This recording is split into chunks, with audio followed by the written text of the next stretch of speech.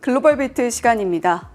왕관을 쓰려는 자 그 무게를 견뎌라. 엔비디아의 실적 발표면 늘 등장하는 말인 듯합니다. 이번에는 중국 시장에 대한 불안감 때문에 엔비디아 실적에 대한 경계감으로 뉴욕장 3대 지수 모두 하락하면서 마무리를 했는데요. 시간외에서 엔비디아 상승하고 있습니다. 실적 발표의 상세 내용까지 저희와 함께 하시죠. AI 투자의 미래 방향성을 가늠할 수 있다라는 점에서 아주 중요한 실적 결과였는데요. 지금부터 자세하게 정리해 보도록 하겠습니다. 일단 전체적인 시장의 분위기부터 살펴보시죠. 엔비디아 실적 조금 전에 나왔고 이를 앞두고 정규장에서는 숨을 죽인 채 숨고르기 장세가 나타났죠. 3대 지수 모두 0.5%대의 마이너스권에서 거래를 마쳤습니다. 실적 결과 바로 뒤에서 자세하게 정리를 해볼 거고요.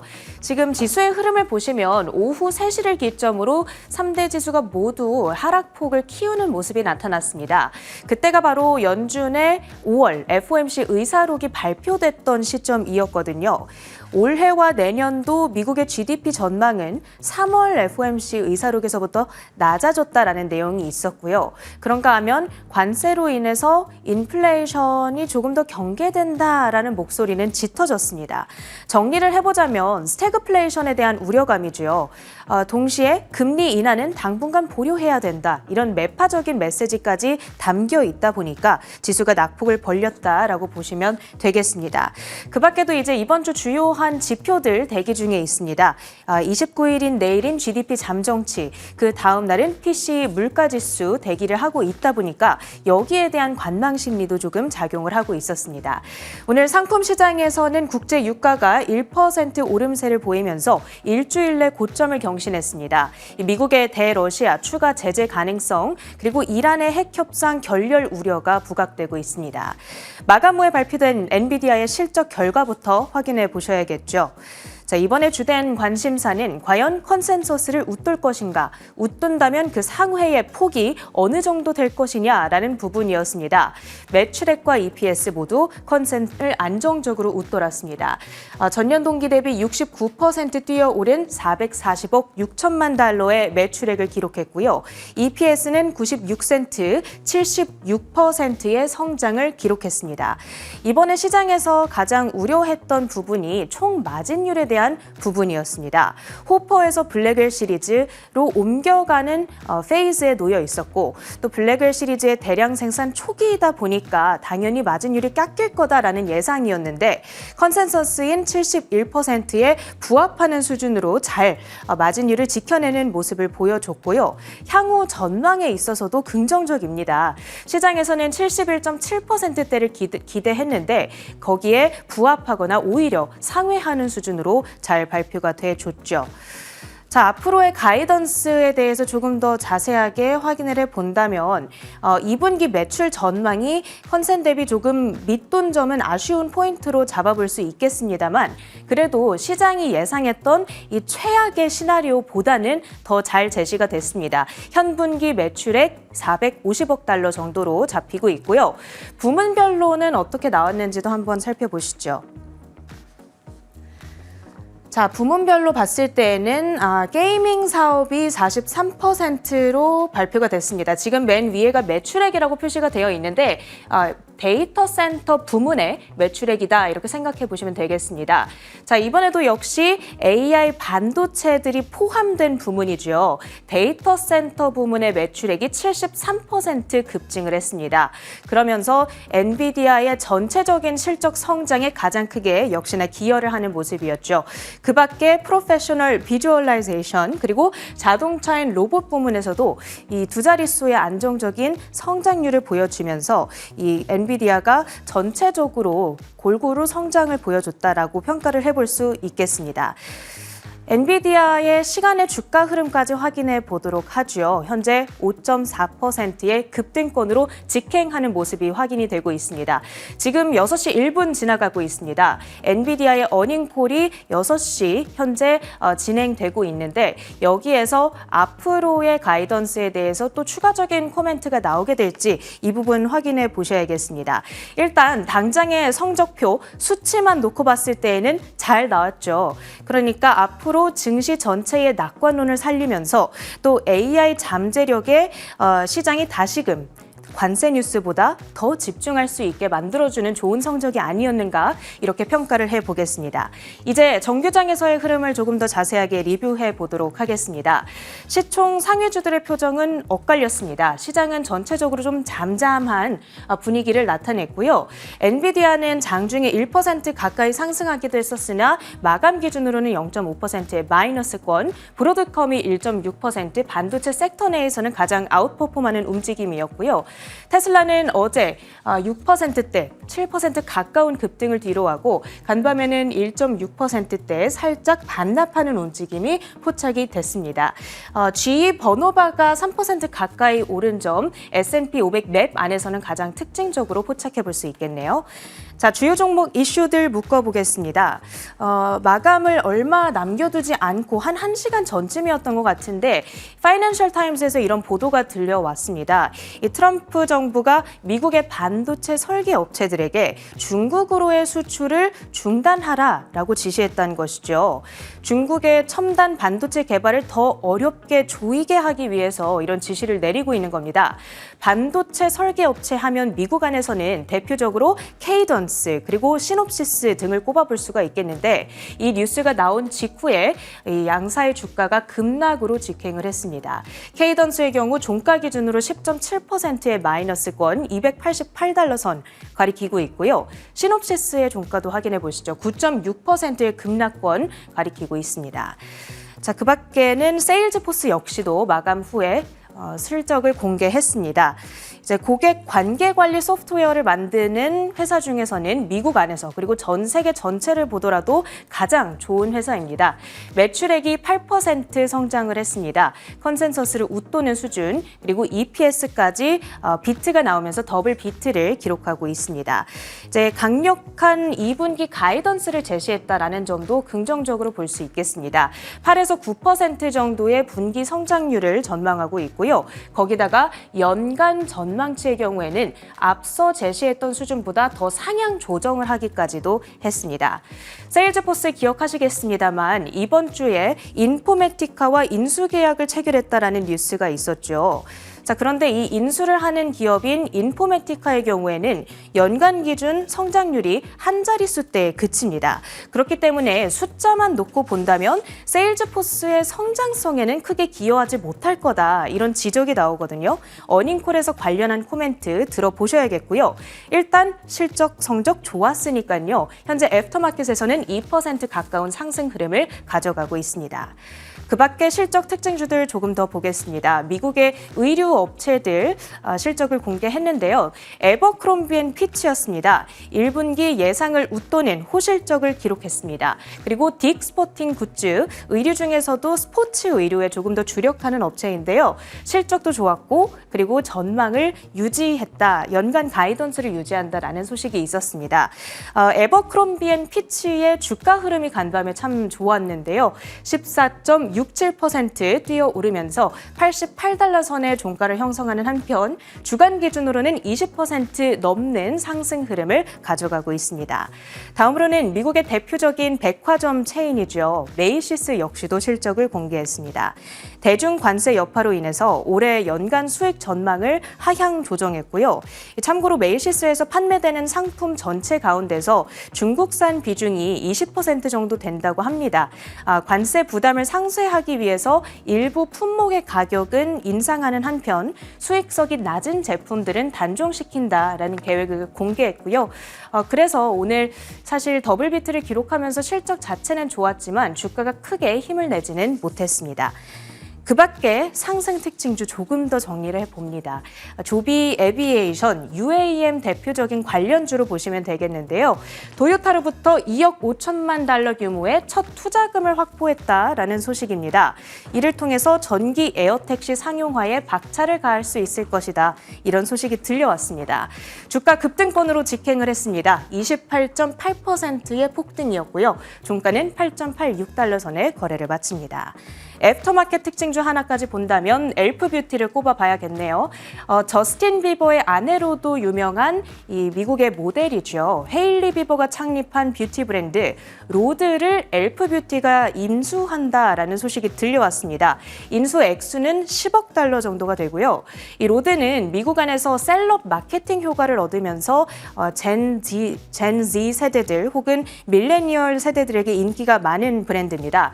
이번 인수를 통해서 엘프 뷰티가 고객층을 한층 더 강화할 수 있지 않을까라는 기대감이 나오고 있는데 다만 아무래도 인수 뉴스다 보니까 비용 부담 우려감에 애프터마켓에서 엘프 뷰티의 주가는 급락세를 나타내다가 지금은 또 플러스로 전환이 되고 있네요. 실적에 대한 긍정적인 평가가 보여지고 있는 것 같습니다. 강보합권 움직임 나타내고 있다는 점 체크를 해드립니다. 특징주 정리해보고요. 주요 외신 헤드라인들 살펴보시죠.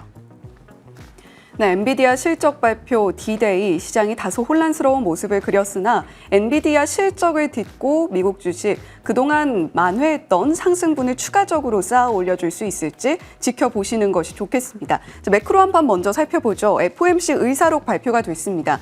관세가 예상보다 훨씬 크고 광범위하게 미국 경제에 영향을 미치고 있다라는 코멘트와 함께 지금 현재의 정책이 안정적인 위치에 있다라는 신중론이 다시 한번 확인이 됐습니다. 자, 이러한 부분들이 지금 미국이 차근차근 진행을 하고 있는 관세 협상 면에서 어느 정도까지 반영된 인식인가는 조금 더 체크가 필요하겠고요. 5년물 입찰이 있었습니다. 강력한 해외 수요를 보여줬는데 수익률이 예상을 하회하면서 입찰 호조세를 보였다라는 점 참고해 보시면 좋겠습니다. 다만 지금 선진국들을 중심으로 해서 장기물 국채 금리를 어떻게 낮출 것이냐가 공통적인 화두로 올라서고 있죠. 자, BNP 파리바 연준이 2026년까지 금리 동결 확률이 상당히 높다라고 이야기를 했습니다. 그러니까 올 한 해 동안 금리 인하를 하지 않을 수도 있다라는 의견이 IB 쪽에서 나오고 있는 것이니까 참고해 보시면 좋겠고요. 자, 나토가 국방비 인상 합의에 대해서 여러 가지 논의들을 하고 있습니다. 새 지출 목표로 5%, GDP의 5%까지 국방비 지출을 전반적으로 늘리자라는 부분을 이야기하고 있는데 그 가운데에서도 새 목표로 사이버 보안을 편입을 시켰습니다. 목표 GDP의 5% 가운데 사이버 보안을 포함한 기타 부분 1.5% 산출을 해보자라는 이야기 나오고 있으니까요.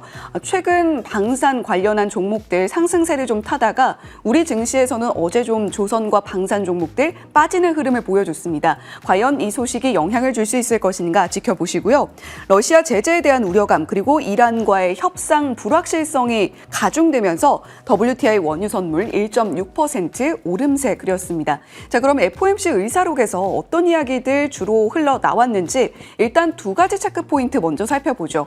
연준이 지금 중요하게 보고 있는 것은 첫 번째, 경기 침체를 향해 가게 될 가능성 첫 번째로 주시하고 있고요. 두 번째는 물가가 지속적으로 상승을 하면서 경기 침체와 물가 상승이 동시에 발생하는 스태그플레이션에 대한 위험도를 가늠하고 있습니다. 관세 정책으로 인플레이션이 위험한 수준까지 다시 치솟고 있다라는 이야기 가운데 실업 위험까지도 동시에 커질 가능성, 고용 시장이 흔들리면서 미국인들 전체 전반적으로 소비의 여력이 낮아질 수 있다는 점을 우려하고 있고요. 위원들이 전망 불확실성 커졌다라는데 전반적으로 동의하고 있다라는 코멘트와 함께 명확성이 커질 때까지 기다리겠다라는 이야기를 하고 있습니다. 결국 현재의 금리 정책을 유지하겠다라는 것으로 해석이 되고 있죠. 자, FOMC 의사록 두 가지 포인트 가운데에서 저희가 어떠한 포인트들을 상세하게 짚어볼 수 있을까 잠시 후에 보면서 지금 현재 반영이 되고 있는 금리 인하 확률 연 2회 미만으로 이렇게 1.9로 나타나고 있죠. 앞으로 남은 FOMC 기간 동안에 2번 미만의 금리 인하를 할 수도 있다라는 것을 시장 참여자들은 베팅을 하고 있습니다. FOMC 의사록에서 이야기하고 있는 여러 가지 포인트들 어떤 것들이 있고 앞으로 저희가 경제 데이터를 볼 때 어떠한 체크 포인트를 가져가면 좋을지도 살펴보죠. 자, 예상보다 더 오래 인플레이션이 지속될 수 있다라고 이야기를 하면서 기대 인플레이션이 고정되는가 여부 그리고 소비자들의 기대 심리 민감도 여부를 반드시 체크해야 될 것 같습니다. 자, 그리고 스태그플레이션 가능성, 물가 안정과 완전 고용이라는 연준의 2대 목표 사이에서 연준이 지금 어려운 선택지를 가고 있거든요. 있거든요. 자, 지금 일단 정책은 고정을 해놓되 연준 위원들의 발언 하나에 조금 더 무게가 실릴 수밖에 없는 코멘트입니다. 경기 침체에 대한 경고도 함께 주목을 해봐야 되겠죠. 노동시장이 상당한 약화 전망이 된다라는 코멘트와 함께 침체 가능성이 기본 시나리오보다 다소 높게 전망이 된다라는 이야기도 엿볼 수가 있었거든요. 일단 올해는 관세 정책이 조금 불확실하게 전개되면서 인플레이션을 자극할 것이다라는 데 전반적인 위원들이 동의를 하고 있기 때문에 올해 이후에 인플레이션 진정 여부를 좀 지켜보겠다라는 의미로도 해석이 됩니다. 신중한 정책 방향은 지속적으로 강조하고 있는 부분이고요. 금융시장 반응도 상당히 우려하고 있습니다. 미 국채 시장의 회복력과 미국 자산이 안전자산 지위로의 약화 가능성에 대해서 언급하면서 시장의 충격 여부도 연준이 지켜보겠다라고 이야기하니까요. 관련된 매크로 데이터들 이 시간에도 차근차근 계속해서 짚어드릴 수 있도록 하겠습니다. 자, 그리고 앞서서 국방비 지출과 관련해서 나토가 여러 가지 이야기들을 했다라고 전해드렸는데요. 총 지출 목표를 GDP의 5%, 그 가운데에서 국방비는 3.5%, 그리고 기타 부분, 사이버 보안, 국경과 해안 안보 쪽에 1.5% 이렇게 국방비 지출을 분배해보자라는 이야기를 하고 있습니다. 이거는 저희 월요일 날 전해드렸던 내용인데요. 미국 방위산업 ETF 관련해서 어떤 상품들이 있는지 함께 참고해 보시면 좋겠습니다. 자, 첫 번째 소식은 역시 엔비디아의 실적 발표 내용 전해드려야겠죠. 함께 체크해 보시죠. 엔비디아가 현지 시간 28일 장 마감 후 시장 컨센서스를 뛰어넘는 회계연도 1분기 실적을 발표했습니다. 하지만 회계연도 2분기 매출액 가이던스는 미국 정부의 대중국 수출 규제로 애널리스트들의 전망치를 밑돌았습니다. 엔비디아는 올 2월에서 4월 분기에 전년 동기 대비 69% 늘어난 441억 달러의 매출을 올렸다고 밝혔습니다. 이는 팩트셋이 조사한 애널리스트들의 전망치 433억 달러를 웃도는 겁니다. AI 칩 사업부인 데이터 센터 매출액은 391억 달러로 전년 동기 대비 73% 증가했습니다. 일회성 비용을 제외한 조정 주당 순이익은 81센트로 집계됐습니다. 이는 전년 동기 대비 33% 증가한 것으로 애널리스트들의 전망치 73센트를 상회하는 겁니다. 올 5월에서 7월 분기 매출액 가이던스는 450억 달러로 애널리스트들의 전망치 459억 달러를 하회했습니다. 이는 미국 정부의 강화된 대중국 수출 규제로 인한 80억 달러의 매출 타격을 반영한 겁니다. 네, 엔비디아의 실적, 그래도 시장의 예상치를 전반적으로 상회하는 실적 발표를 이번에도 내놨습니다.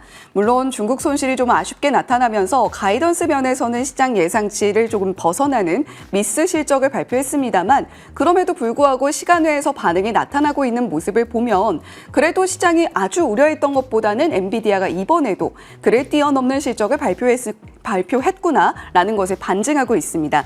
EPS 조정 주당 순이익 81센트로 발표가 됐고요. 매출은 440억 6천만 달러로 나타났습니다. 시장의 컨센서스 상당히 보수적으로 좀 낮춰 잡아지면서 컨센서스 대비로는 EPS 8% 상회했고요. 매출은 1.9% 상회하는 수치를 받아들었습니다. 그동안 엔비디아가 전반적으로 시장의 예상치를 10%가량 뛰어넘는 서프라이즈 실적을 발표했다라는 점을 감안을 한다면 조금 아쉽게 느껴지기는 하는데요. 상세한 회계연도 기준 실적을 들여다보죠. 총 마진율 굉장히 중요했습니다. 발표치가 71.3%로 나타나고 있죠. 컨센서스는 71%, 발표치가 컨센서스보다 소폭 0.3%포인트가량 높게 나타났습니다. 중요한 것은 2분기 마진율일 텐데 71.5에서 72.5 사이로 발표가 됐거든요.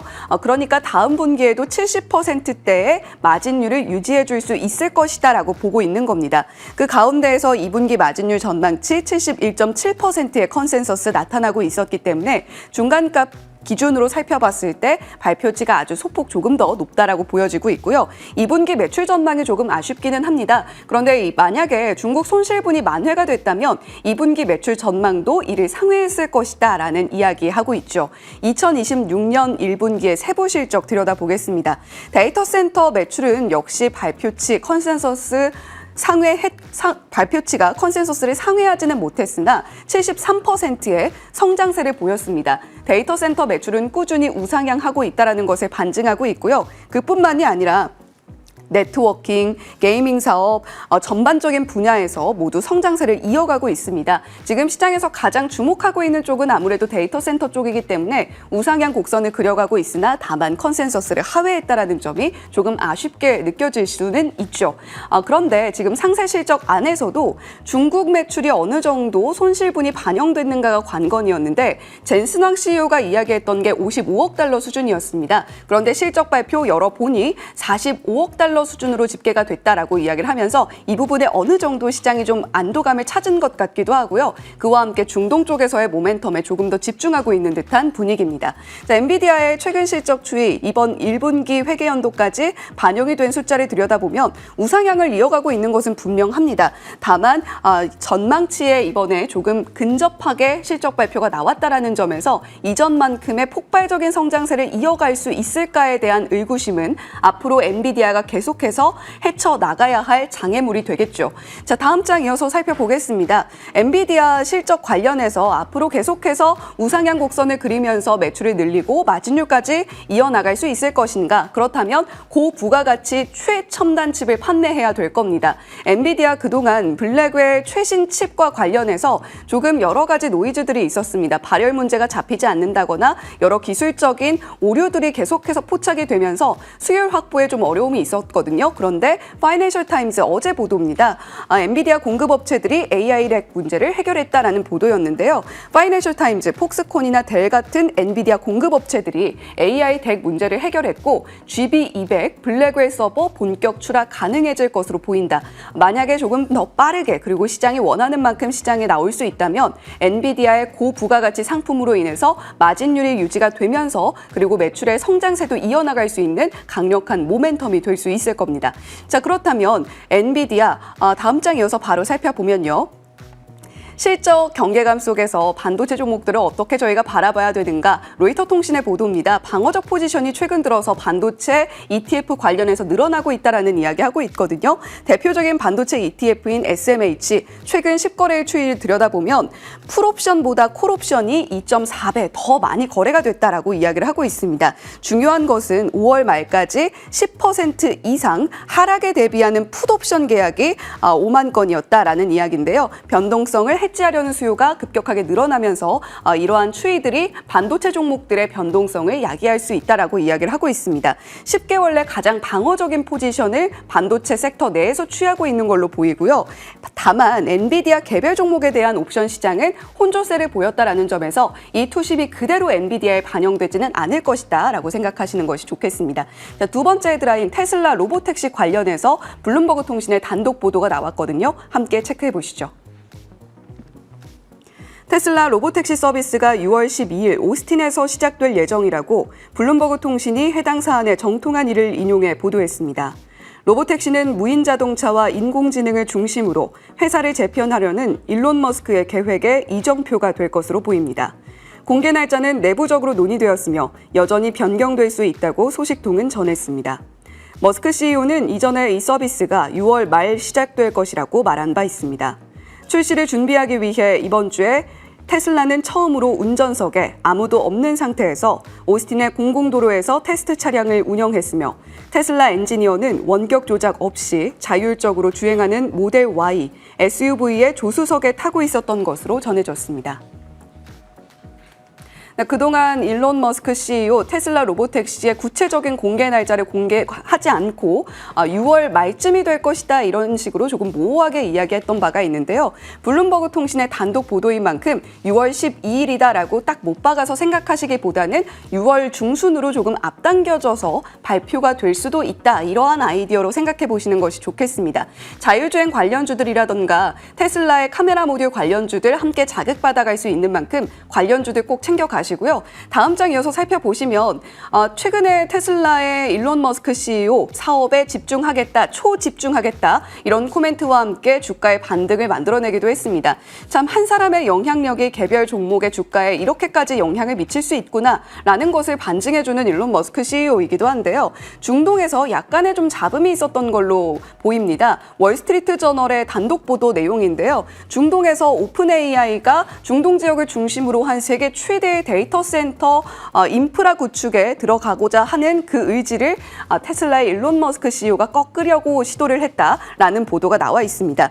중요한 것은 그 사이에 xAI도 반드시 좀 끼워달라라는 것이 일론 머스크 CEO의 포석이었다라는 점이죠. 지금 테슬라의 로보택시뿐만이 아니라 일론 머스크 CEO를 둘러싼 다양한 사업군들과 함께 관련 섹터들, 테마들 자극받아갈 가능성 있으니까요. 함께 참고해 보시면 좋겠습니다. 글로벌 비트 전해드렸습니다.